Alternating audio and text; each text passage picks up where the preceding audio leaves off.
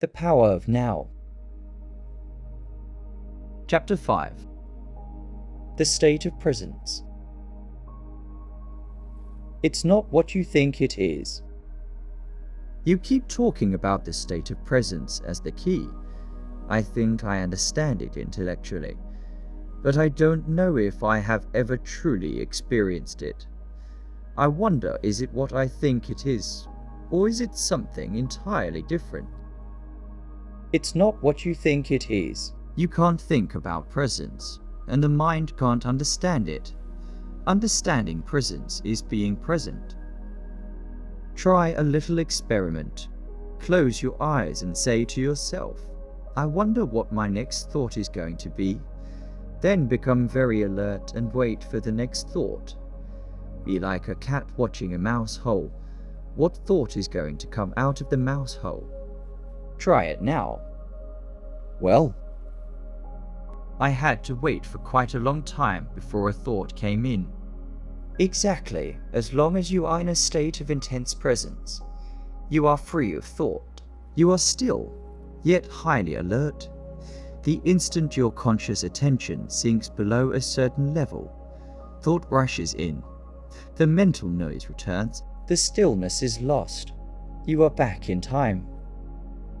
To test their degree of presence, some Zen masters have been known to creep up on their students from behind and suddenly hit them with a stick.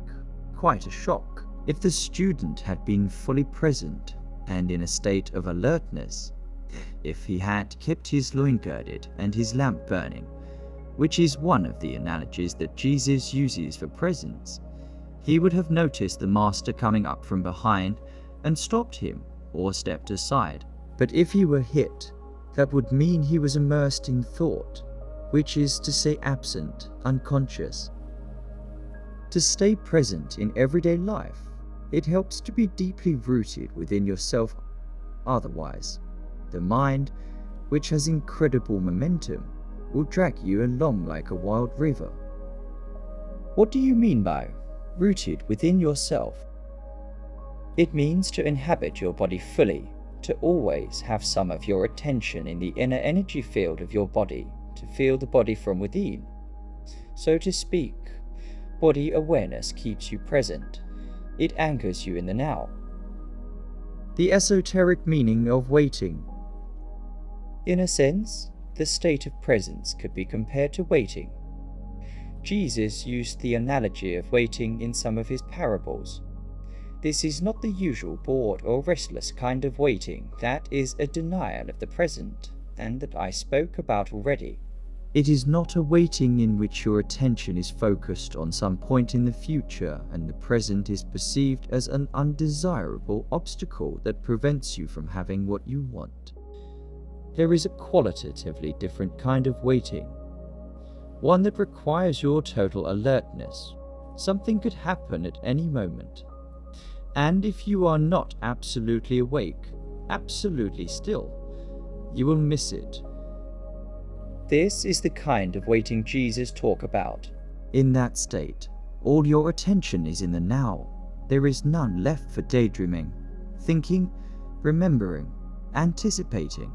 There is no tension in it, no fear, just alert presence. You are present with your whole being, with every cell of your body. In that state, the you that has a past and a future, the personality if you like, is hardly there anymore, and yet nothing of value is lost. You are still essentially yourself. In fact, you are more fully yourself than you ever were before. Or rather, it is only now that you are truly yourself. Be like a servant waiting for the return of the master, says Jesus. The servant does not know at what hour the master is going to come, so he stays awake, alert, poised, still, lest he miss the master's arrival. In another parable, Jesus speaks of the 5 careless, unconscious women who do not have enough oil, consciousness, to keep their lamps burning, stay present, and so miss the bridegroom, the now, and don't get to the wedding feast, enlightenment. These 5 stands in contrast to the 5 wise women who have enough oil. Stay conscious. Even the men who wrote the Gospels did not understand the meaning of these parables, so the first misinterpretations and distortions crept in as they were written down, with subsequent erroneous interpretations. The real meaning was completely lost. These are parables not about the end of the world, but about the end of psychological time. They point to the transcendence of the egoic mind and the possibility of living in an entirely new state of consciousness. Beauty arises in the stillness of your presence. What you have just described is something that I occasionally experience for brief moments when I am alone and surrounded by nature. Yes, Zen masters use the word satori to describe a flash of insight, a moment of no mind and total presence, although satori is not a lasting transformation. Be grateful when it comes, for it gives you a taste of enlightenment. You may indeed have experienced it many times without knowing what it is and realizing its importance. Presence is needed to become aware of the beauty, the majesty, the sacredness of nature. Have you ever gazed up into the infinity of space on a clear night, are struck by the absolute stillness and inconceivable vastness of it? Have you listened, truly listened, to the sound of a mountain stream in the forest, or to the song of a blackbird at dusk on a quiet summer evening? To become aware of such things, the mind needs to be still. You have to put down for a moment your personal baggage of problems, of past and future, as well as all your knowledge. Otherwise, you will see but not see, hear but not hear. Your total presence is required. Beyond the beauty of the external forms, there is more here. Something that cannot be named, something ineffable, some deep, inner, holy essence. Whenever and wherever there is beauty, this inner essence shines through somehow. It only reveals itself to you when you are present. Could it be that this nameless essence and your presence are one and the same? Would it be there without your presence? Go deeply into it. Find out for yourself. When you experience those moments of presence, you likely didn't realize that you were briefly in a state of no mind. This is because the gap between that state and the influx of thought was too narrow. Your satori may only have lasted for a few seconds before the mind came in, but it was there. Otherwise, you would not have experienced the beauty. Mind can neither recognize nor create beauty, only for a few seconds. While you were completely present, was that beauty or that sacredness there? Because of the narrowness of that gap and a lack of vigilance and alertness on your part, you were probably unable to see the fundamental difference between the perception, the thoughtless awareness of beauty, and the naming and interpreting of it as thought. The time gap was so small that it seemed to be a single process. The truth is, however, that the moment thought came in, all you had was a memory of it. The wider the time gap between perception and thought, the more depth there is to you as a human being, which is to say the more conscious you are. Many people are so imprisoned in their minds that the beauty of nature does not really exist for them. They might say, "What a pretty flower," but that's just a mechanical mental labeling, because they are not still, not present. They don't truly see the flower, don't feel its essence, its holiness, just as they don't know themselves, don't feel their own essence, their own holiness. Because we live in such a mind-dominated culture, most modern art, architecture, music, and literature are devoid of beauty, of inner essence, with very few exceptions. The reason is that the people who create those things cannot even for a moment free themselves from their mind. So they are never in touch with that place within where true creativity and beauty arise. The mind left to itself creates monstrosities, and not only in art galleries. Look at our urban landscapes and industrial wastelands. No civilization has ever produced so much ugliness. Realizing pure consciousness. Is presence the same as being? When you become conscious of being, what is really happening is that being becomes conscious of itself. When being becomes conscious of itself, that's presence. Since being, consciousness, and life are synonymous, we could say that presence means consciousness becoming conscious of itself, or life attaining self-consciousness. But don't get attached to the words, and don't make an effort to understand this. There is nothing that you need to understand before you can become present. I do understand what you just said, but it seems to imply that being, the ultimate transcendental reality, is not yet complete, that it is undergoing a process of development. Does God need time for personal growth?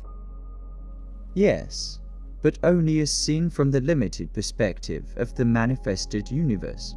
In the Bible, God declares, "I am the Alpha and the Omega, and I am the living one."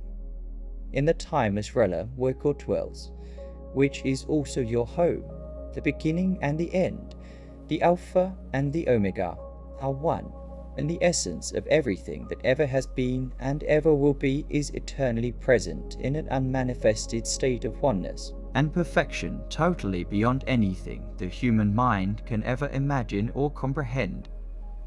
In our world of seemingly separate forms, however, timeless perfection is an inconceivable concept. Here even consciousness, which is the light emanating from the eternal source, seems to be subject to a process of development, but this is due to our limited perception. It is not so in absolute terms. Nevertheless, let me continue to speak for a moment about the evolution of consciousness in this world. Everything that exists has being, has God essence, has some degree of consciousness. Even a stone has rudimentary consciousness. Otherwise, it would not be, and its atoms and molecules would disperse. Everything is alive. The sun, the earth, plants, animals, humans, all are expressions of consciousness in varying degrees, consciousness manifesting as form. The world arises when consciousness takes on shapes and forms, thought forms and material forms. Look at the millions of life forms on this planet alone, in the sea, on land, in the air, and then each life form is replicated millions of times. To what end? Is someone or something playing a game? A game with form? This is what the ancient seers of India asked themselves. They saw the world as Lila, a kind of divine game that God is playing. The individual life forms are obviously not very important in this game. In the sea, most life forms don't survive for more than a few minutes after being born. The human form turns to dust pretty quickly too, and when it is gone, it is as if it had never been. Is that tragic or cruel? Only if you create a separate identity for each form. If you forget that its consciousness is God essence expressing itself in form. But you don't truly know that until you realize your own God essence as pure consciousness. If a fish is born in your aquarium and you call it John, write out a birth certificate. Tell him about his family history, and 2 minutes later, he gets eaten by another fish. That's tragic. But it's only tragic because you projected a separate self where there was none. You got hold of a fraction of a dynamic process, a molecular dance, and made a separate entity out of it. Consciousness takes on the disguise of forms until they reach such complexity that it completely loses itself in them. In present-day humans, consciousness is completely identified with its disguise. It only knows itself as form, and therefore lives in fear of the annihilation of its physical or psychological form. This is the egoic mind, And this is where considerable dysfunction sets in. It now looks as if something had gone very wrong somewhere along the line of evolution, but even this is part of Lila, the divine game. Finally, the pressure of suffering created by this apparent dysfunction forces consciousness to disidentify from form and awakens it from its dream of form. It regains self-consciousness, but it is at a far deeper level than when it lost it. This process is explained by Jesus in his parable of the lost son, who leaves his father's home, squanders his wealth, becomes destitute, and is then forced by his suffering to return home. When he does, his father loves him more than before. The son's state is the same as it was before, yet not the same. It has an added dimension of depth. The parable describes a journey from unconscious perfection, through apparent imperfection and evil, to conscious perfection. Can you now see the deeper and wider significance of becoming present as the watcher of your mind?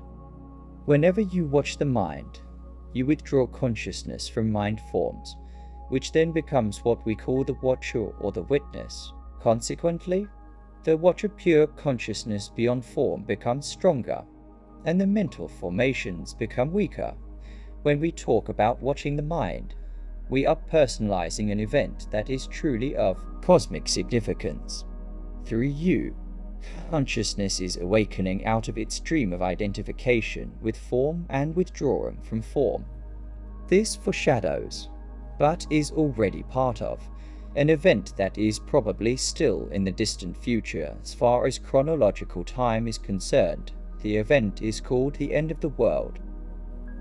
When consciousness frees itself from its identification with physical and mental forms, it becomes what we may call pure or enlightened consciousness, or presence.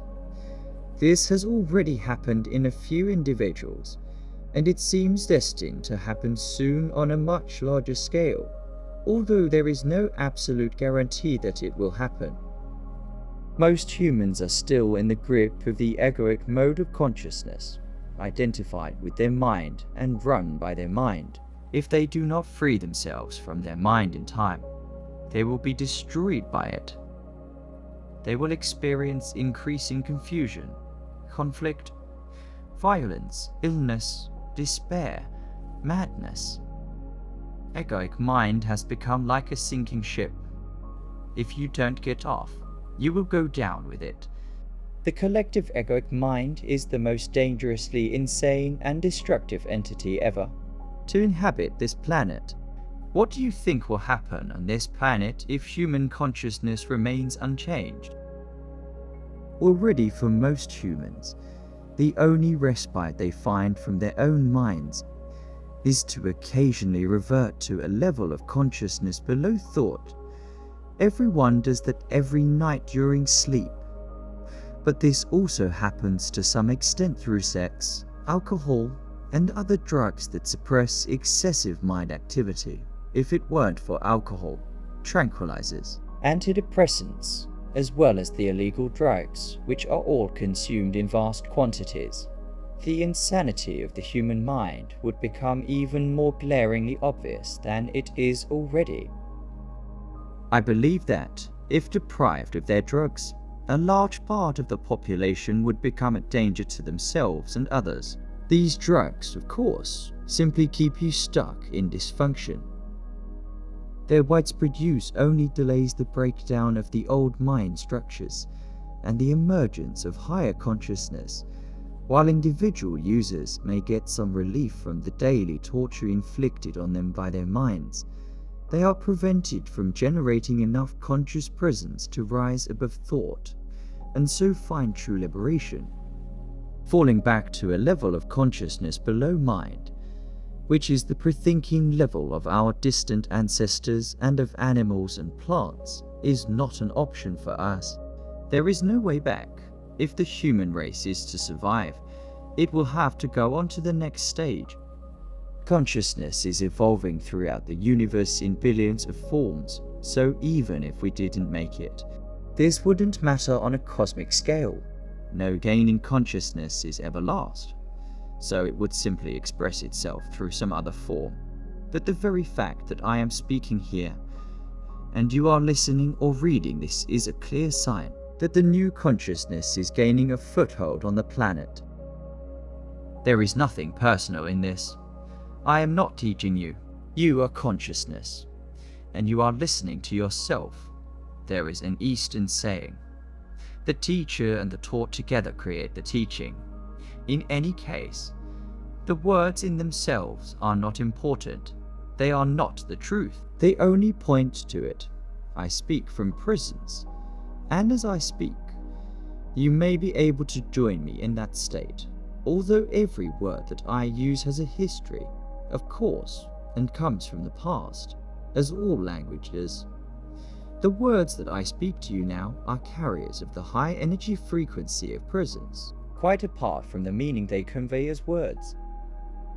Silence is an even more potent carrier of presence, so when you read this or listen to me speak, be aware of the silence between and underneath the words. Be aware of the gaps. To listen to the silence, wherever you are, is an easy and direct way of becoming present. Even if there is noise, there is always some silence underneath and in between the sounds. Listening to the silence immediately creates stillness inside you. Only the stillness in you can perceive the silence outside. And what is stillness other than presence? Consciousness freed from thought forms. Here is the living realization of what we have been talking about. Christ, the reality of your divine presence. Don't get attached to any one word. You can substitute Christ for presence, if that is more meaningful to you. Christ is your God essence, or the self, as it is sometimes called in the East. The only difference between Christ and presence is that Christ refers to your indwelling divinity regardless of whether you are conscious of it or not, whereas presence means your awakened divinity or God essence. Many misunderstandings and false beliefs about Christ will clear if you realize that there is no past or future in Christ. To say that Christ was or will be is a contradiction in terms. Jesus was. He was a man who lived 2,000 years ago and realized divine presence, his true nature. And so he said, before Abraham was, I am. He did not say, I already existed before Abraham was born. That would have meant that he was still within the dimension of time and form identity. The words I am used in a sentence that starts in the past tense indicate a radical shift, a discontinuity in the temporal dimension. It is a Zen-like statement of great profundity Jesus attempted to convey directly, not through discursive thought, the meaning of presence, of self-realization. He had gone beyond the consciousness dimension governed by time, into the realm of the timeless. The dimension of eternity had come into this world. Eternity, of course, does not mean endless time, but no time. Thus, the man Jesus became Christ, a vehicle for pure consciousness, and what is God's self-definition in the Bible? Did God say, I have always been, and I always will be? Of course not. That would have given reality to past and future. God said, I am that I am. No time here, just presence.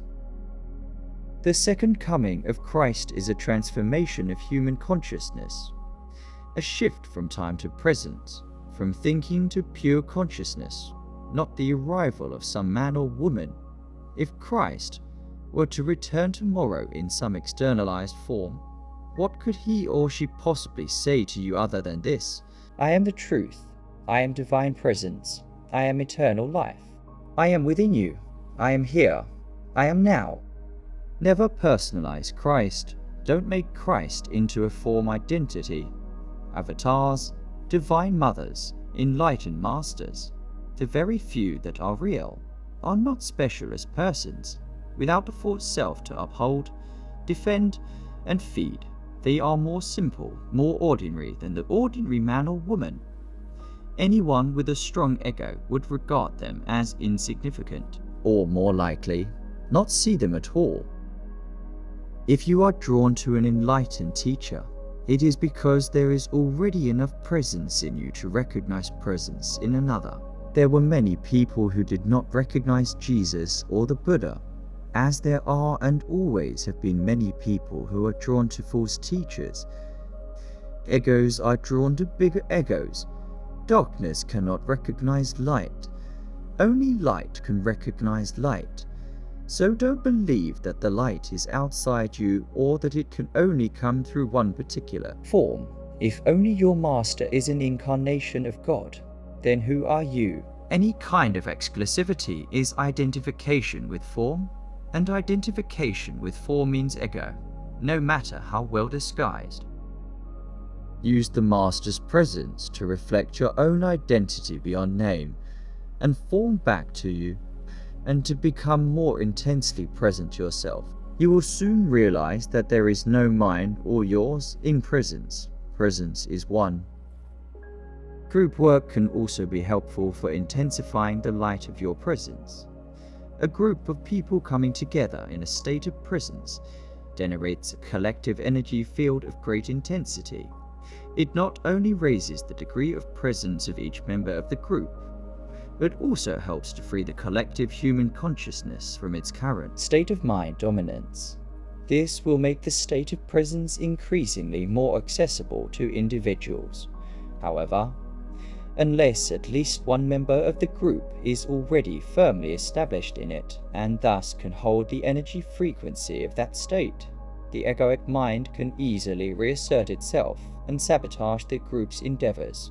Although group work is invaluable, it is not enough, and you must not come to depend on it. Nor must you come to depend on a teacher or a master, except during the transitional period, when you are learning the meaning and practice of presence.